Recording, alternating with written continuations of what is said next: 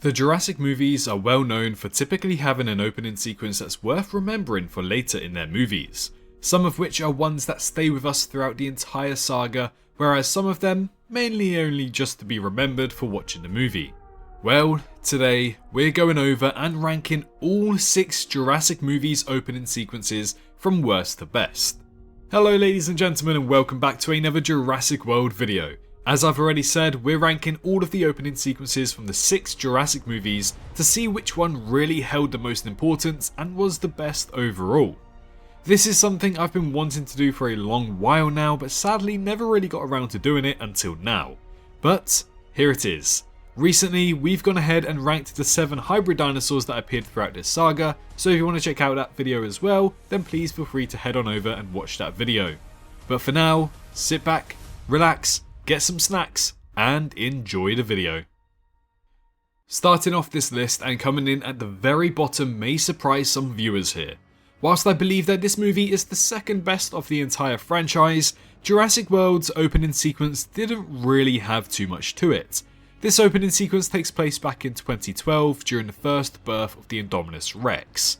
Now, taking one look at it, it's a short opening sequence, but it also has quite a big impact despite its length, showing us the Indominus Rex for the first time, foreshadowing the creature that would eventually bring down Jurassic World. Now, I guess you could say that this was a good opening sequence to showcase for a return to the franchise within 14 years, but when we compare it amongst the rest of the franchises, it just doesn't compare as well, and unfortunately, because of its length, there's not really too much to talk about. So we move on to the next one, Jurassic Park III. Jurassic Park III's opening sequence comes in at 5th place here as it struggles to really set a foundation for the movie. While some people critically say that this is the worst movie of the franchise, it's for sure my comfort movie of the franchise. However, I cannot deny that its opening sequence fails to really set up anything major for the movie. This opening sequence just shows off Ben and Eric parasailing off the coast of Isla Sorna, the boat is then covered by a low cloud, and then the crew are mysteriously eaten by what has been confirmed to have been pteranodons. Yeah, doesn't really make too much sense, but nevertheless, that's exactly what happened. All this opening sequence did was just set up the B-story of Ben's skeleton being found later in the movie, and also allows the Kirbys to have an excuse to fly to Isla Sorna to help and try find their son. While it does sound pretty cool to begin with, and does in fact have some cool connections for early on in the movie, I can't help but think that this was sadly lackluster compared to the rest. Up next, we have Jurassic Park's opening sequence. The best movie in the entire saga, but the 4th best opening sequence of the saga. This opening sequence was what started everything, the very first one, the one that started this trend. While it still may hold similar grounds and meanings to what we saw in the last one of Jurassic World and Jurassic Park 3, there's something so iconic about it that it just makes it perfect. This opening sequence begins on Isla Nublar and involves an incident with a velociraptor. Not only that, but this opening sequence would later be used as a direct nod to Muldoon requesting for the big one to be shot right at the start of the movie. Muldoon would then later be killed by a velociraptor when he should have rushed to have taken that shot instead of getting killed, generating 2 of the most iconic lines in cinematic history, "Shoot her" and "Clever girl." Not only that, but because of the injury to the worker in the opening sequence, it practically gave a reason for a lawyer and the other characters to arrive on Isla Nublar to inspect Jurassic Park's safety. Alan Grant, Ellie Sattler, Ian Malcolm and Donald Gennaro were all invited to Isla Nublar to see if this theme park would work thanks to the injury of the worker. So, overall, I guess it wasn't too bad of a setup, but it is undoubtedly very iconic. Moving on, in a very similar fashion as Jurassic Park, we have The Lost World Jurassic Park. The Lost World introduced us to Isla Sorna for the very first time in this franchise. So originally, when we saw those compies attacking the little girl, we were confused on why people were allowed to travel back to Isla Nublar. But little did we know at that time that this was an entirely new island called Isla Sorna, Site B. In this opening sequence, we have a little bit of horror used within this franchise that is left up to the imagination of the viewers. A little girl called Kathy made her way to explore the early jungles of Sorna, coming across a singular Compsognathus. She had a beef sandwich that she opted to share with the critter, not realising a whole pack of them were nearby. She struggled to control the animals and was attacked viciously by this pack while letting out a scream that alerted her family. The parents arrive and the mother screams in horror as the father goes to help. Now, we weren't too sure on how these little dinosaurs could have attacked her so badly, but in a reference later on in the movie, we see how easy it was for a fully grown man, Dieter Stark, to die at the jaws of these little critters. So we can only imagine what kind of graphic horror happened to this little girl. Now, many thought she had died, but Hammond confirmed a little bit later on in the movie that she suffered major injuries but did not die from this incident. So overall, an action-packed and an imaginative start to the story of horrors on Isla Sorna.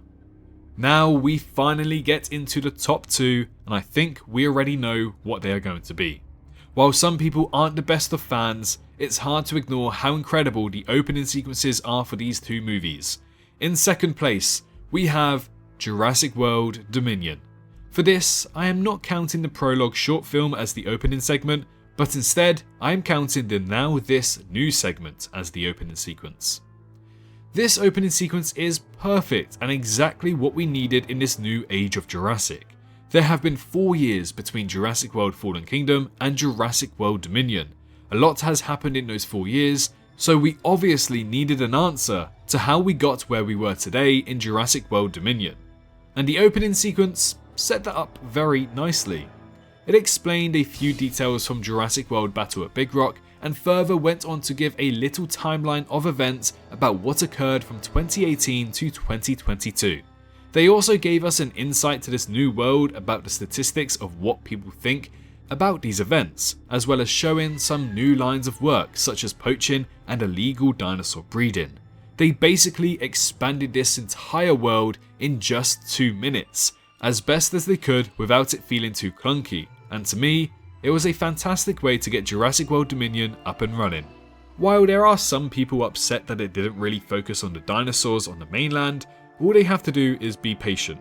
Dominion was never about that. It was about finalizing a genetical and corporate greed story spanning 30 years. We will get more Jurassic production shortly, don't you worry, so these will most likely venture into the pre-Dominion and post-Fallen Kingdom era, and I'm sure they'll be great to watch and you'll finally get your dinosaurs on the mainland.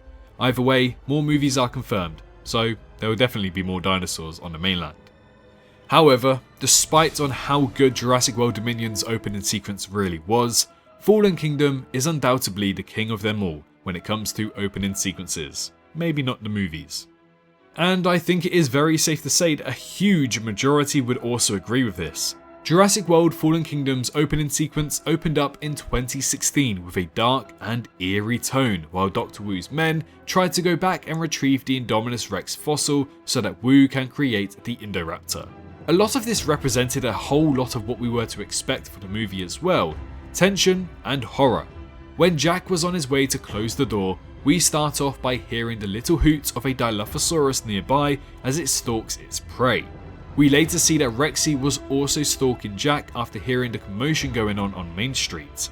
Her reveal slowly showed up as flashes of lightning hit her face while Jack was occupied trying to communicate with the mercenaries on the helicopter.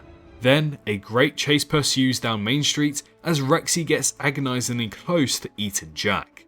And then, we're all relieved he survived on the helicopter. Just for the Mosasaurus to jump out of the water unexpectedly and eat Jack instead. A complete unexpected turn of events. A crazy outcome.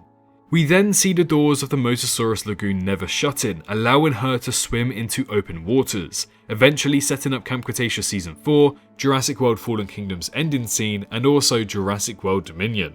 Then we pair this with an incredible title card of Jurassic World Fallen Kingdom. However, not only do we have such a dark and scary setting to this opening sequence, but thanks to Jurassic World Camp Cretaceous Season 3, we now have this opening sequence even more expanded. We see much more of the events that involved Dr. Wu returning back to the island, Rexy about to kill the campers before hearing the commotion on Main Street. We see that the campers themselves even see the whole incident on Main Street as well, and we now know that 3 mercenary helicopter teams were sent out to Isla Nublar, so not just the one. So, thanks to Season 3, it made this already insane opening sequence so much better, and it's going to take a lot to overthrow Fallen Kingdom as top spot on this list, no matter how many more movies are to come. And there you have it. There's my ranking on all 6 opening sequences from the franchise. A lot of them aren't exactly the best and may not be too important for the rest of the movie or franchise, but the top 2 in Jurassic World Dominion and Fallen Kingdom are without a doubt the most important, and some that simply cannot be dethroned from what I can tell so far. But, that being said, I can't wait to see what else the future directors of Jurassic can come up with for an opening sequence for future movies, as I do believe that they are some of the most important aspects to setting up a small backstory or things to come for that specific movie. If you enjoyed today's video, please feel free to like the video and comment below how you would rank these opening sequences in the comments below. Don't forget to also subscribe to the channel if you haven't already done so, but most importantly, all I ask for from you guys today is to make sure you're all staying safe out there, and I'll see you all in the next one. Bye bye. Hello, hi, you. Did you enjoy the video? Just a little reminder to press that like button and also subscribe. I just want to thank my Patreons for this month on screen right here, as giving me that little extra support really does go a long way. But anyways, I hope you guys have an amazing rest of your day.